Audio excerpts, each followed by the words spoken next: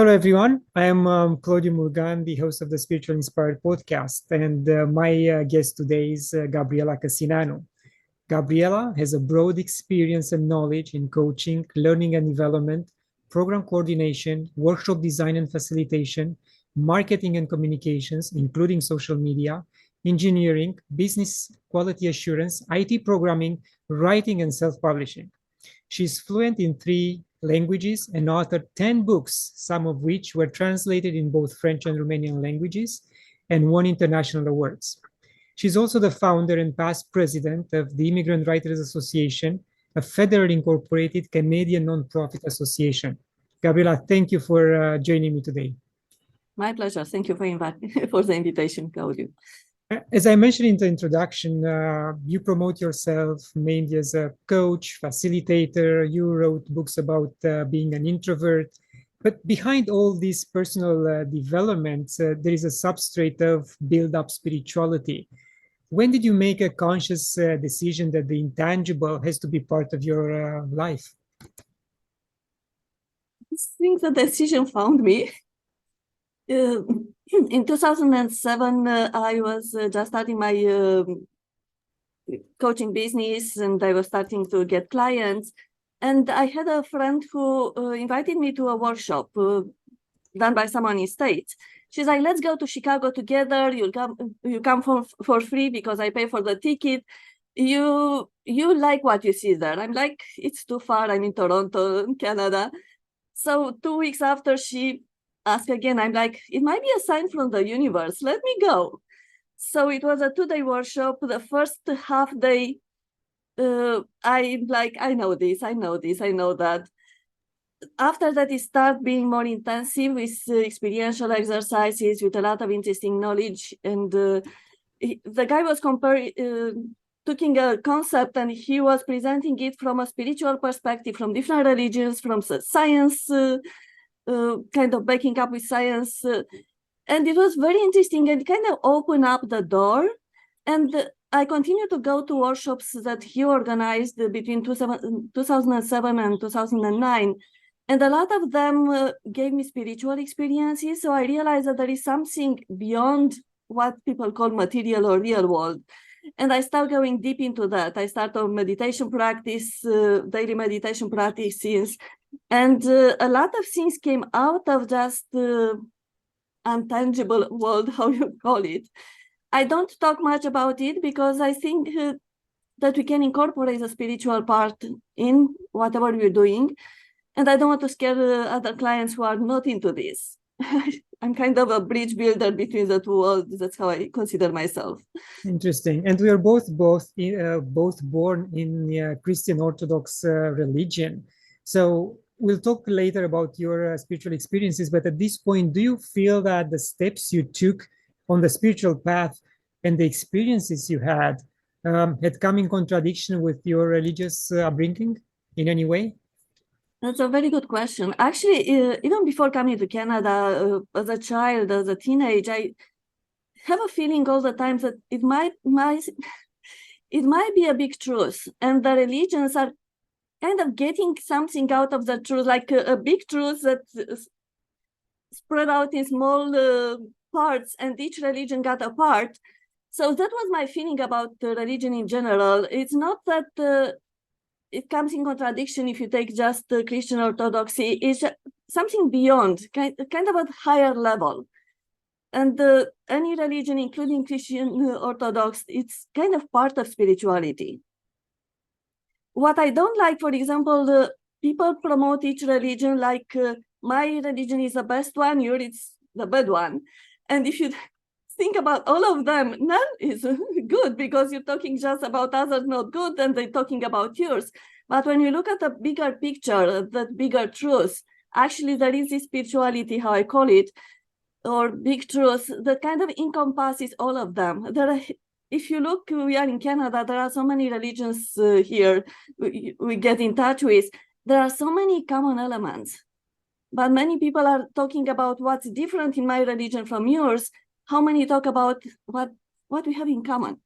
And that's what I found about my upbringing and the spirituality.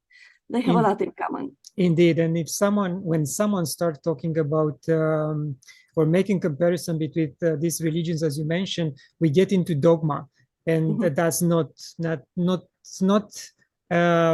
good for personal growth, in my opinion, at least. So that's why I asked this question, because I live the same conundrum. I had some experiences which somehow come in contradiction with what the Christian Orthodox religion is telling us when we grow up. So I wanted to find out your perspective on that. And while I was doing some research on you and reading more about your experiences on your website, I found something very interesting which I've never encountered before, to be honest. You talk about bending an 1.6 meter rebar by the power of love. So can you please offer us the short version of the story? Yeah, it was one of those workshops I was talking about, and the exercise was two people had a rebar, that kind of bar that it's used in construction, and you have to put it here at this point in your neck, and the other person the same, and you have to look at the other person like you're loving that person, and you have to come closer, and when you come closer, the bar it's bending. But in my case, it took me several tries to get there. And I was in a big group, 400-500 people, I guess, and we were splitting in these two pairs. And I tried with one person and she gave up. I'm like, what's going on here? Another one came, let me do the exercise with you. It didn't work with that one either. The third one, a big guy, very tall comparing to me, came, and the first time we tried didn't work, the second time it worked. And I was kind of puzzled. So the next day when we were again in the big room, I raised my hand. I'm like, what's going on here? The other could do the exercise very easily, and I couldn't. Why it took me 10 times or more? I didn't even count them, but it was a lot of tries. And he's like, maybe you had big intentions, because you need to set up an intention before you go to the exercise. Maybe the intention was too big. Maybe you have another limiting belief that you have to go through. And like, that might make sense because I had a big intention for that exercise. But coming back after the discussion, talking to those people who did the exercise with me, the first one was, I couldn't do it. You were too strong. You were pushing too strong, so I couldn't handle it. The second one was, I was looking into your eyes when you did the exercise and I got scared. I don't know if she got scared about what I was projected or what resonated with her in that exercise. And the guy, the first time he said, you pushed so hard that I have to back off. And then the second time I was able to withhold. So that made me realize the power that we have within. It's not about how big you are, how strong you are. It's more about the intentions that you have. It's more about how you go through that exercise, how much you put yourself into it. So there are so many elements to what we see, kind of facts related to a certain situation or exercise. I mean, what amazes me is that you take this bending of the rebar for granted now. I mean, you went through that experience, and if you tell anyone on the street about this potential power they have, they will disregard it completely and they will think that you are nuts. And this is an exercise which I might want to do with a family member or someone else, and see if we can reach that level of love and soften the rebar. But this is quite incredible. And again, I repeat myself, I've never heard of this exercise before, and it's quite powerful. Yeah, two things to say about it. One is it is very powerful. It really helped me I gained a lot of self-confidence after that exercise. And the second one is, don't try it at home. Don't try it by yourself.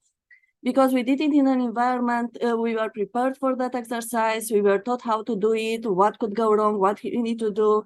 It's a lot related to limiting beliefs. So you need to know how to go around them, because at one point when it didn't work, the workshop leader came to me. I'm like, he's like, you should put away any limiting beliefs. I'm like, I'm not waking up. It's don't sustain the effort. So there are a lot of things going on, and if you're doing at home, and one thing I don't know if I put it in my article, you don't put just the rebar on your neck. You put it on a coin first.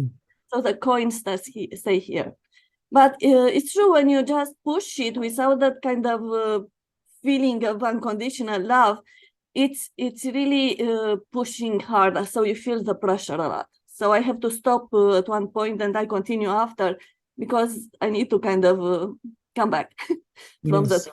So if unconditional love can bend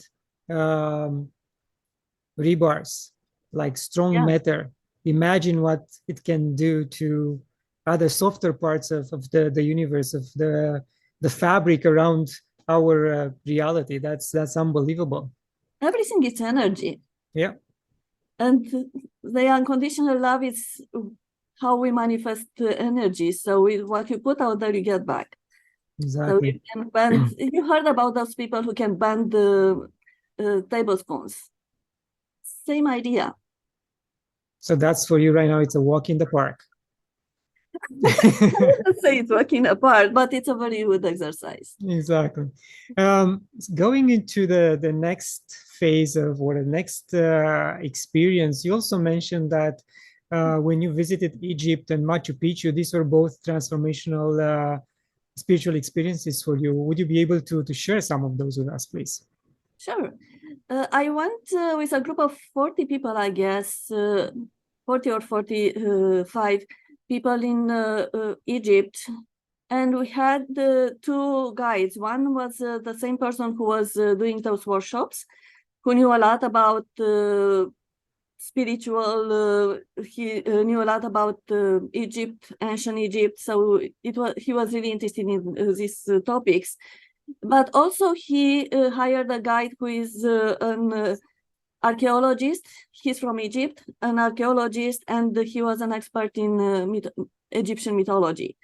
So we had two kind of guides in that trip. It was an amazing trip. If you think of the Nile and the temples in Egypt, we started with the first one. He chose to help us open the first chakra, the root chakra. The second one to help open the second chakra, the third. So by the time we got to the pyramids, our chakras were only opened, and the pyramid. On the plateau, we had a very interesting experience. The first one was we get the permission. It's not usually to get the permission to stay between the poles of the swings. So at 5 a.m., we went all the group there, and we did a powerful meditation between the poles. And the energy of the place, when you, after you clear your body of all those negative energies and emotions through that journey, going from one temple to another, you really feel the energy of that place. So while I was sitting there, my body was shaking. During the meditation, he was guiding our meditation, and my body was shaking all the time. And then we got into the pyramid, and the same, he obtained the agreement from the authorities to go into all three chambers. The lower chamber, the middle chamber, and the king chamber. The lower chamber is associated with the unconscious mind.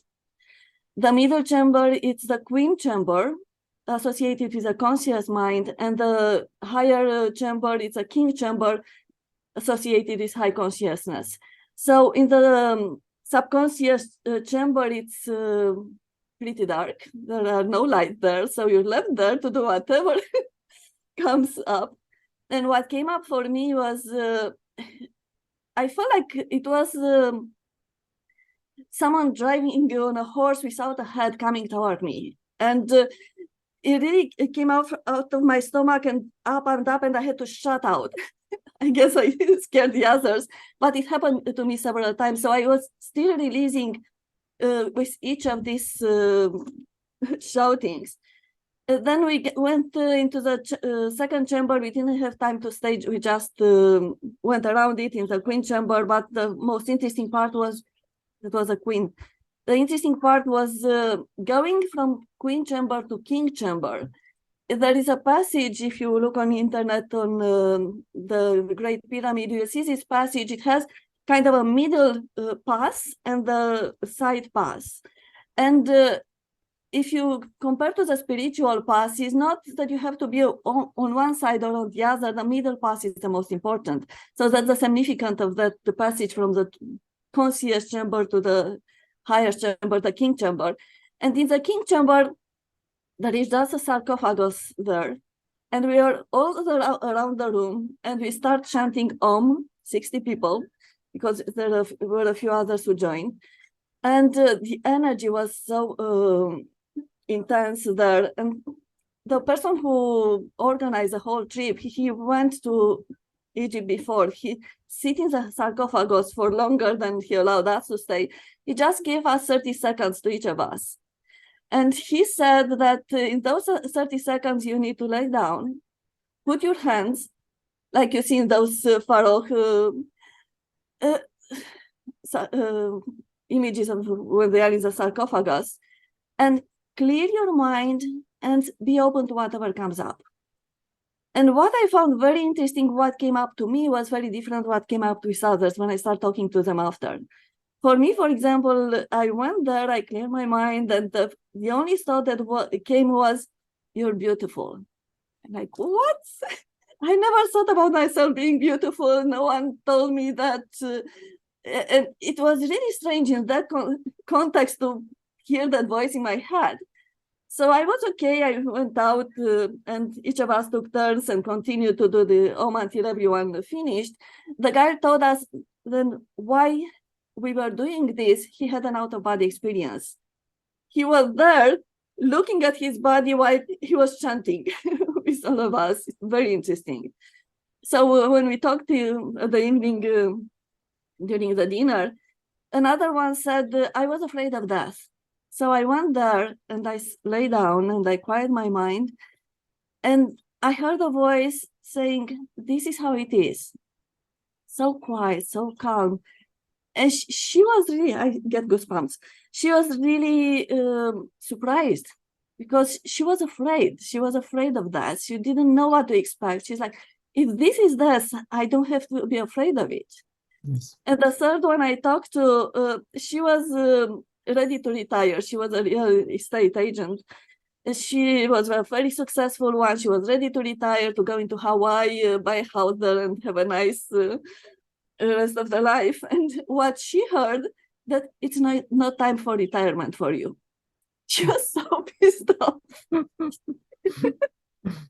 But I give these examples that what you get from each experience is related to who you are and what level on your spiritual journey you are.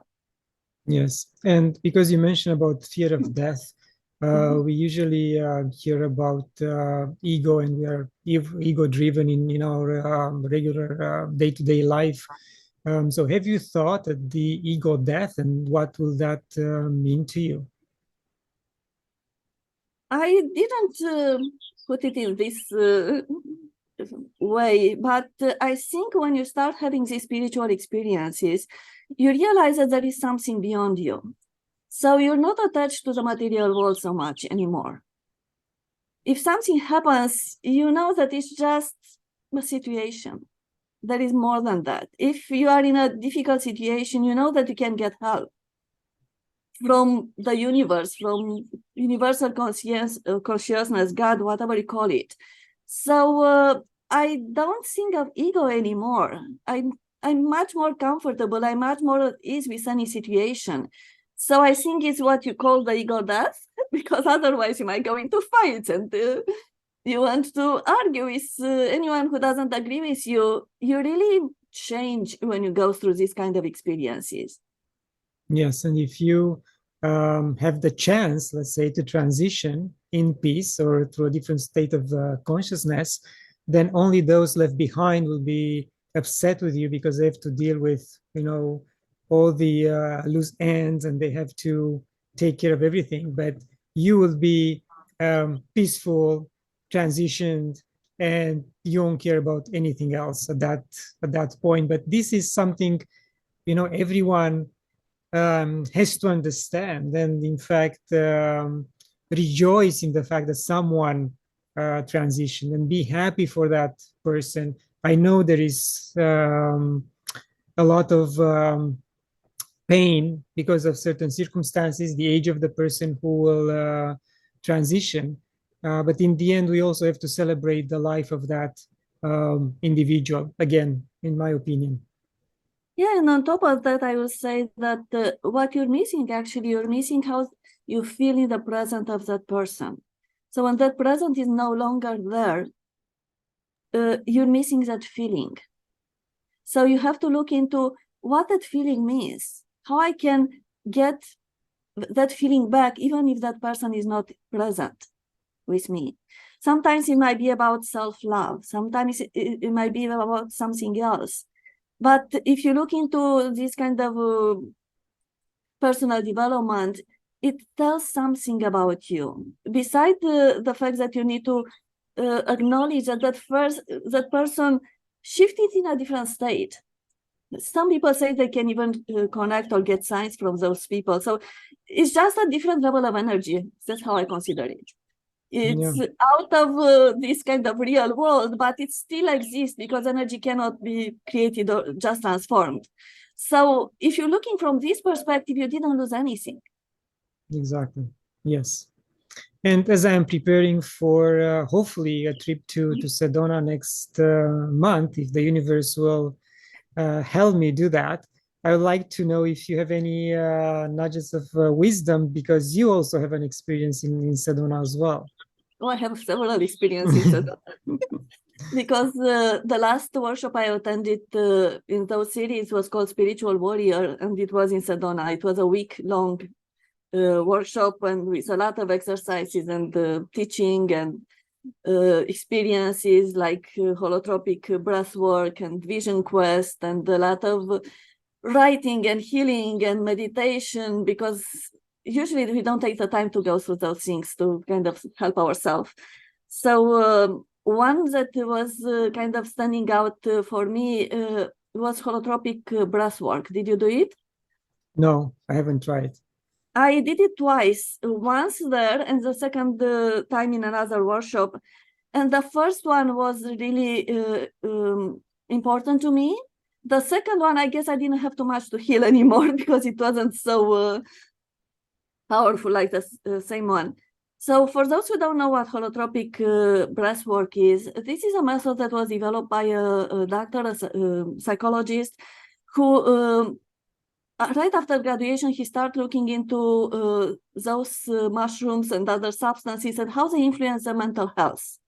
So he came up, and at one point he got married, and his wife, during the birth, she had what he calls now a spiritual emergency. Spiritual emergency, because there is spiritual emergence and spiritual emergency. So spiritual emergency is when you go into a spiritual experience suddenly and the whole body is kind of turned upside down and you don't know what to do with it. And most of the doctors and psychologists don't know because they are not too much interested in the spiritual side. So and sorry, and that could be a chakra awakening or a Kundalini awakening. And yes. most of or some of the people I listen to, they also mentioned that. Yeah, exactly. So what he did, he developed this method, the holotropic breath work, and he created as a method that it's kind of trending right now into the world. What you do, you go into a room, there is someone who will facilitate the whole process. It's explaining you what you need to do, because you need to to do some breathing in a certain way. You lay down on a mat, yoga mat. You need to start breathing the way they teach you, and they put certain music to get in a kind of trance, semi-conscious state. And what's happening there depends on where you are on your spiritual journey, on your evolution, because some people hang on a lot of limiting beliefs or emotions or a lot of things. So their body is very stiff. So they might feel a lot of pain when they go through the exercise. In my case, it was very different because I was doing this, and from someone who comes from engineering and quality assurance, all the tech stuff, I was very anchored in the reality when I did the exercise. But I was very open to see what's happening. And I'm like, I'm open, what's happening here? And I was so open during the exercise that at one point in that breathing and listening to the music, in that semi-conscious state, I noticed like someone from an African tribe, kind of an old man from an African tribe came to me dressed like they dress for dances, and he started dancing and showing me the moves. So my body started moving in the same way without me directing the body to move. And I was kind of a little bit scared about that. And the rest of the session, I just noticed my body moving in the different, but in sync with the music. And towards the end of that exercise, before the music stopped, it was like I was getting out of a dark tunnel, and I saw the light and some faces there. And I connected with what the workshop leader said before we started the exercise. He told us that some of us will experience, because this exercise could have an effect on what you experience in this life, what you experience with the birth, or what it was before. So for me, it was the birth, getting out of the womb. And after the exercise, while we were doing the exercise, I put at the end of the yoga mat a piece of paper and pens, colored pens. And they said, when you finish the exercise, when you stop the music, turn around and draw whatever comes up. And for me, I felt a need to draw with both hands. And I didn't draw something recognizable, just circles. And my hands were going like this all the time until I fill out the paper and the paper roll out. So I had to stop. And I went back in the room and I couldn't stop. My body was still shaking. And I started, for 2-3 hours, I was just continuing to draw with both hands. I never was able to draw exactly with the left and the right hand. And I started writing. And it was kind of pouring, the words were pouring through my head. And after that, I started writing some articles, and kind of a door was open for me. And I feel that exercise, breathwork exercise, helped me to open up and release a lot of things that I don't even know I have. And that kind of helped me with the rest of my journey, because I became more creative, and that influenced my coaching and whatever I do. I use these kind of exercises and concepts that I learn along the way in everything I do. Thank you for sharing. And if we have to look not only in ancient history, but in recent history, a lot of gurus and enlightened people talk about breath work. You have Yogananda, you have Will Hof, which will stay at minus 30 degrees based on his own breath rhythm. And he teaches other people to do the same. Is the like Stanislav Grof is the scientist you talk about, who developed this method. So everything comes to energy and breath in the end. There are these the common denominators on let's say our spiritual path, if you want to say that. And we have to focus on these two elements because they are the most important on breaking down the dams of all the stuck energy we have in our body. And in your case, as you mentioned, you became more creative, writing started to flow through. And I can tell you that maybe I had the same moment, which could have been an unconscious moment in, let's say, 2017, when I kind of closed a circle in my life, in my life, and I was able to start being creative again. So I recognize what you are saying in my own life pattern, but again, I'm not there. I work on myself every single day, and I yearn for more to go and learn more and have these experiences as much as possible. Talking about you kind of close a circle. After I start writing, I remember that in my childhood, the only 2 times when I got the biggest mark Romanian, like English in school, was when I did what now I know we call stream of conscience, right? Consciousness writing. So at that point, I didn't know. I was so scared of writing that I was giving myself 3-4 hours to write a 1 page because I didn't like to write. But I had 2 times when I just sit down and write everything from A to Z, and I didn't have to correct anything. Usually I was going through it several times. So going through this exercise and looking back, I was like, maybe that was on my path, but because at a younger age, the school and the environment teach me how to be more logical. The rest of my life until that point was more toward the logical side of thinking. So that experience helped me kind of declutter the other parts, and it kind of came back in force. That's how I see it. It was there, but I didn't know. I was not aware of it. Yes. And if you can share with us, how do you usually incorporate this spiritual aspect of your life into your coaching and sessions with your clients? What is the approach? It really depends on the topic, on the person, on what they want. So it's totally different. If there is a one-on-one session, for example, I don't look just at the words of the people. I look at the energetic level, what's going on there, because I have a sense of reading the energetic field. And if they say something and I feel something else, I let them know. So based on that differences, they become aware of some things that might not be aware before.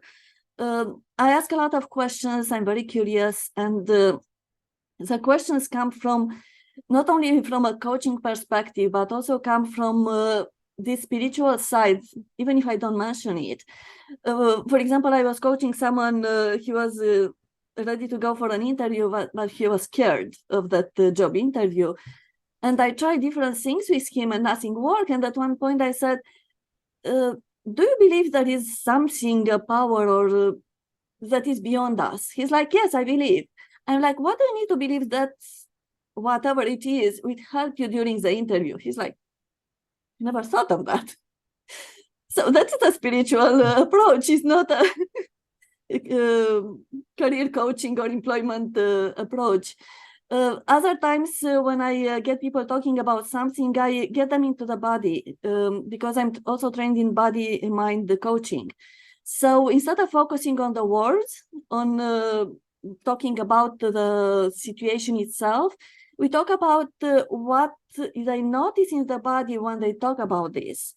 And with that noticing, new things come out from the body. So you can notice there's a tension here, that it's some kind of energy stuck there or an emotion stuck there. So we get that person through that, and they get through the other side, and they realize what they can do about the situations they started with.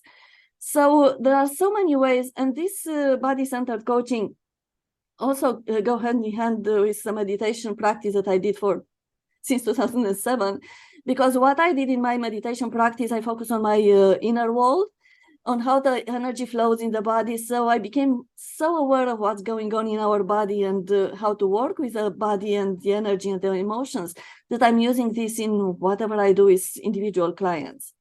And if when I'm working with an organization, it's the same. An organization is a relationship system. And that system it's a separate entity. It has an energy of its own. It has a vision of its own.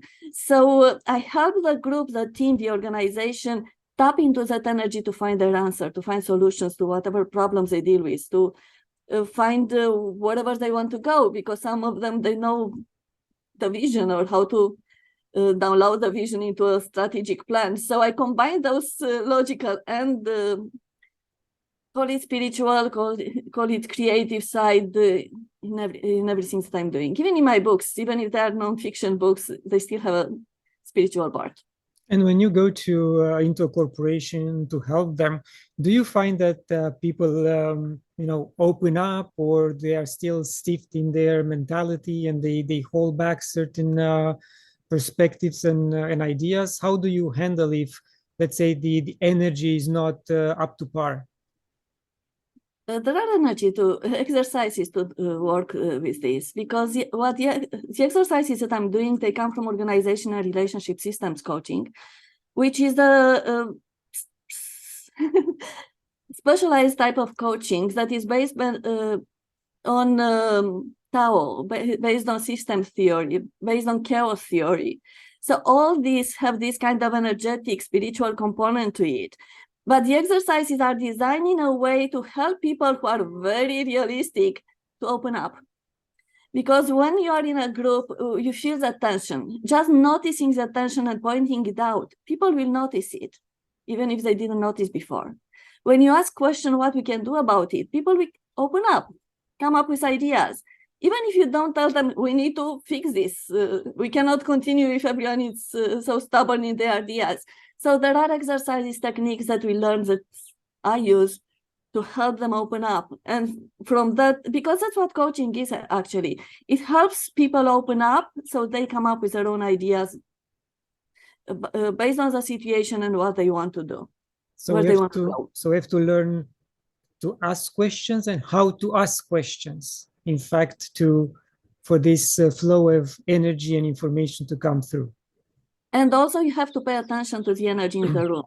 Yes. You can ask questions, but if you don't pay attention what's going on in the room, there is a disconnect there. And you're the most important person to do that because they are not aware of these kind of things. They are not aware that they are a team, which is an entity. Most of the time when I introduce the team as a system, it's a separate entity. It's not just you, the members.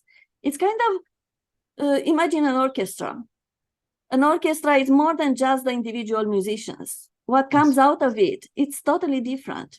If you take one musician out and you put another one, it's a different entity. It has a different behavior. In time, the system changes, evolves, because they get along better, maybe.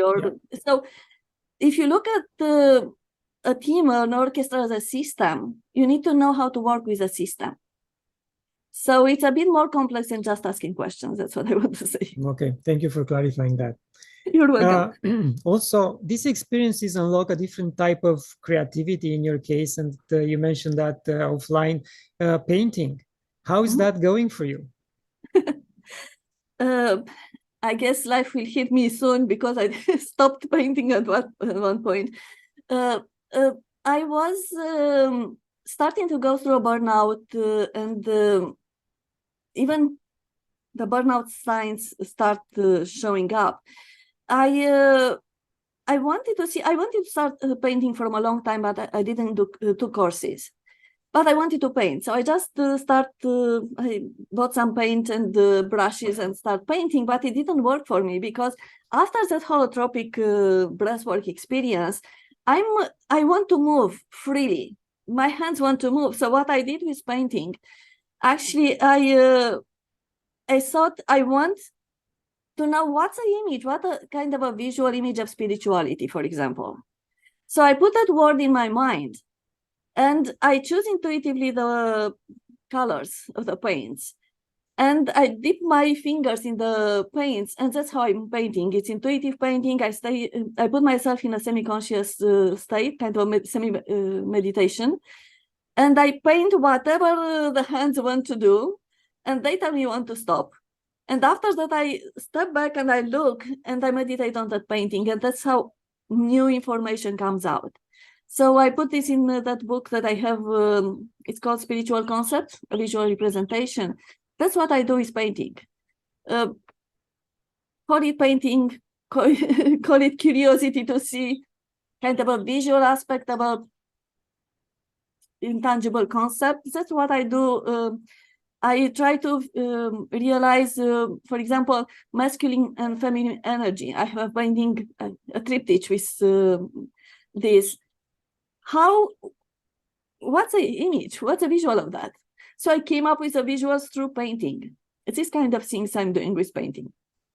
And are you planning to have any exhibition, or is just for your own way of expressing yourself? I have an exhibition at one point. In 2015, I had an exhibition with all those paintings that are in the book that are from that exhibition.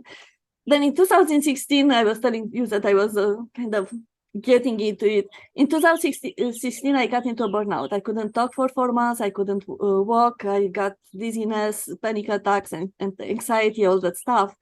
And actually, the spiritual component helped me get out of that. But back to the painting, I stopped painting because I couldn't do anymore. And I didn't get back to it. So that's why I was talking. If it is for me, life will give me a sign sooner or later. So I have to pay attention to that. Thank you. In the introduction, I mentioned that you are an introvert and you wrote an award-winning book on the subject. If there are introverts listening to us, and for sure there are introverts listening to us, what would you recommend them to do from a spiritual perspective in order to ease their anxiety or ease their way into day-to-day life? The first thing I will say is learn more about what introversion is, about the introvert strengths, about the introvert innate characteristics. That's how they call them. I call them strengths because when you shift them from characteristic to strengths, and when you start using them, you notice that they give you a lot of benefits. So when you start getting curious about how I can use this, you're not anymore into anxiety, reacting to the outside world, you're more proactive. At one point, I was doing a workshop, a presentation about my book at a library. And at the end, I had a student, a very introverted student, come to me. She asked, what can I do if I want to talk to people, but I get a lot of anxiety? And I was feeling her while she was talking. I'm like, you just need to do what you did right now. Find something you're interested in and go get the answer for that. She was interested to get an answer to her question. I said, you went through that anxiety, through that fear, whatever it was, stand up and came to talk to me, to a stranger, and ask the question. That's what you need to do as an introvert. Start with something that's meaningful to you, that you're interested in, a cause that you care about, and go in that direction. And the anxiety, you might not drop it right away, but it will be less and less and less because your comfort zone will increase. And you won't even notice that because you're going towards something you're really interested in. That's how I got into public speaking, not because I wanted to be to the workshops and teaching. It's because I had something I knew people can benefit from it. And I went to an organization. I'm like, would you like to have a workshop? I didn't do any workshop before, but I wanted to do a workshop.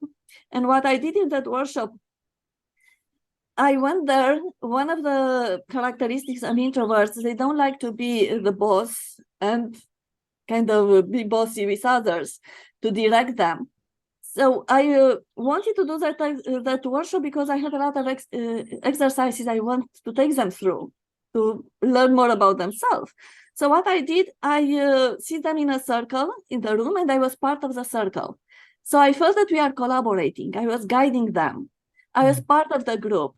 So that's how I put myself at ease. Instead of thinking I'm the leader here, I have to tell them what to do. I'm here, you're here. No, we are on the same page. I'm just guiding your experience, and I'm opening up the discussion. So it went very well, and I gained more confidence, and I went to the next and the next. So it became easier in time. So in other words, and I might be wrong, so please correct me, being an introvert is a feeling, something innate in us, we are born with, and through practice and maybe meditation and spiritual workshops, we can diminish that feeling and feel more integrated into the day-to-day life. I wouldn't say that you're wrong, because I don't like to say that. I will give you the perspective because I'm also certified in MBTI, Myers-Briggs Type Indicator. It's a test that kind of helps people, and it's used. 70% of the companies and a lot of organizations are using it to figure out who are introverts and extroverts. And there are books and scientific studies about that say we are born not with a feeling. Our brain is wired differently. The pathways in the brain are different for introverts and extroverts. For extroverts, the distance between stimuli and reaction is very short. For introverts, between the stimuli, it has to go the information to the long-term memory, through processing the information, trying to figure out how to formulate the answer. So the outcome is longer. So there's nothing wrong with one or the other. It's just we function differently. And that brings different characteristics. For example, introverts are strategic thinkers. They can go very deep in a topic if they're interested in. So there are many good characteristics for introverts. And actually, when I looked in parallel extroverts and introverts, we have complementary traits, innate traits. You don't need just one. It's like yin and yang. You just don't need yin or just yang. You need both of them. And that little dot in yin and yang, it's each of us, we have a potential to behave in the other way, and we learn. What you say, you can put aside that feeling. It's not that you're putting it aside, because you're still I'm still an introvert even when I'm talking. But what I do, I developed in time. You develop skills that for an outsider look like extroversion. When I do a workshop, and I'm so excited about the things that I'm talking about, because I do workshops only on topics I'm interested in, people don't know, think that I'm an extrovert. I'm very open, and you see, I'm moving and smiling. But put me to do another workshop on a topic I'm not interested in, I will be totally different. I won't even do it, to be honest. So it's a difference between how you perceive someone and how the person is. Okay. So in time, we learn more about how to function in the world. There might be moments when it's okay to open up and talk to people. And for extroverts as well. You heard about that 10-day meditation retreat when they don't need to talk.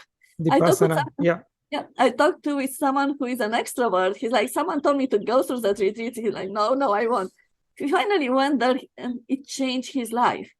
So extroverts need to learn a little bit more of this kind of reflection, self-reflection, introspection.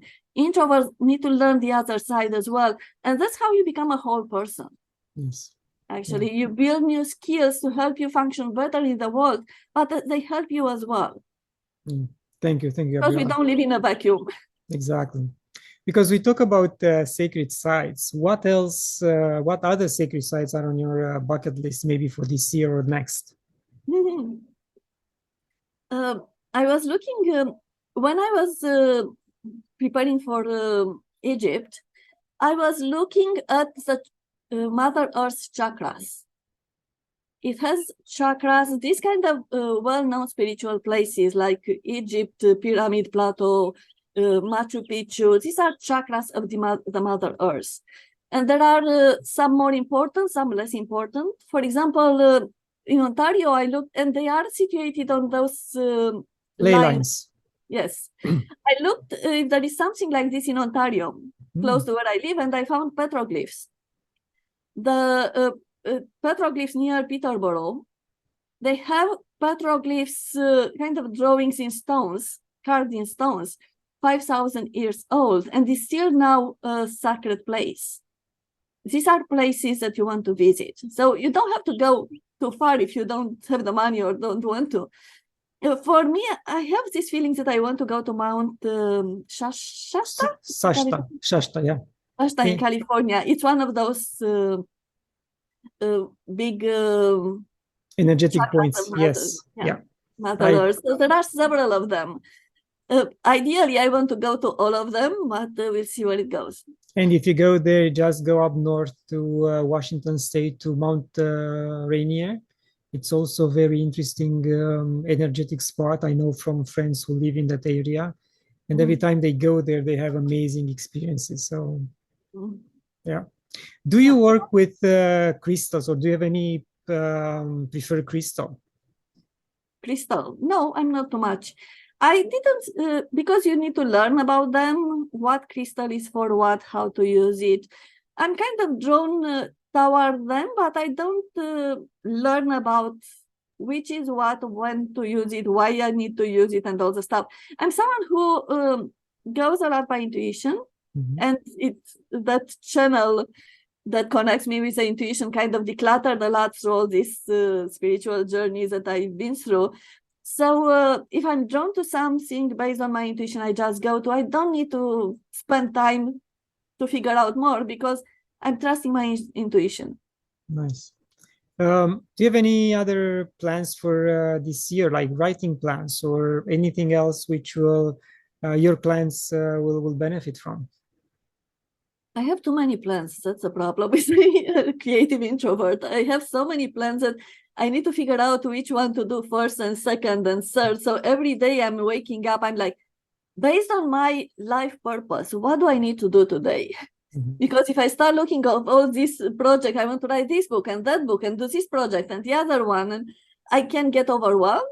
But if I take it step by step every day, write down whatever I need to work on today and prioritize and go step by step, somehow they emerge toward the life purpose, why I was meant to be on this earth. So that's how I look at it. And that's a good, very good advice. So if some of my viewers want to get in touch with you and get your help, what's the best way for them to reach out to you? You can reach me via my website, my name, gabrielacasineanu.com, or introvertsacademy.org. Gabriela, we're social media. Oh, yes, of course. That's always there. We're approaching the end of the interview. Any final thoughts? I really encourage people to explore the spiritual side if they still afraid of it, because at one point I got a glimpse of it, but I was afraid of it. But approach it with some caution, because you can become addicted, you can withdraw from the world, and while you're still alive in this world, you still have a role in this world. So that's why I consider myself a bridge between the worlds, because I was very much into kind of the real materialistic world. Then I went into the spiritual path and dig a lot in the direction. And I realized that I cannot continue my life if I'm just going that way. So I start embracing both. Mm-hmm. So I want to share this with people who are maybe already started or deeper in the spiritual path, because maybe this tendency to go deeper and deeper. There is so much to learn. More you dig, more you want to learn and experience and evolve. But there are other things that might need our attention, and life tells us. That's why I consider the burnout that I went through in 2016. It was a heads-up call for me. It was a blessing in disguise, because it kind of pushed me to shift direction. I was doing workshops, daily workshops. I was helping people. I was liking what I was doing, but I was not in the right environment and was not the right way to help people for me. And it pushed me into starting to write, where I can help more people without losing so much energy while doing it. So life knows what is our path. We just need to pay attention to those signals that we get from it. Yes. Look for trust your intuition. Be in this world, but not of this world, something like that. And be present, but at the same time, have your connection with the divine, with the God of your understanding.